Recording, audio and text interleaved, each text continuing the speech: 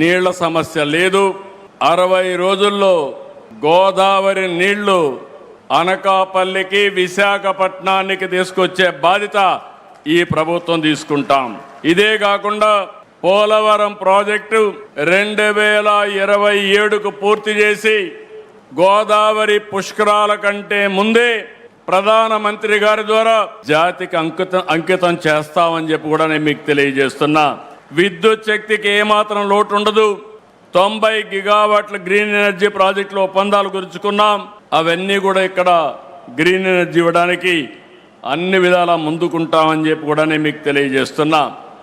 Visakha Google రావడంతో యువతకు పెద్ద ఎత్తున ఉద్యోగ అవకాశాలు వస్తాయి, అనుబంధ సమస్యలు ఏర్పడతాయి.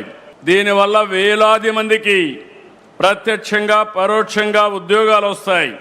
గతంలో ఉత్తరాంధ్ర అంటే వలసలు, నిరుద్యోగం, వెనుకబాటు. కానీ ఒక్క ఓటు మీరేసి ఈరోజు పెను మార్పుకు దారితీశారు. ఉత్తరాంధ్ర నుంచి వలసలు కాదు, ఉత్తరాంధ్రకి ఇక పైన వలసలు వస్తాయని చెప్పి కూడా మీ అందరికీ తెలియజేస్తున్నా.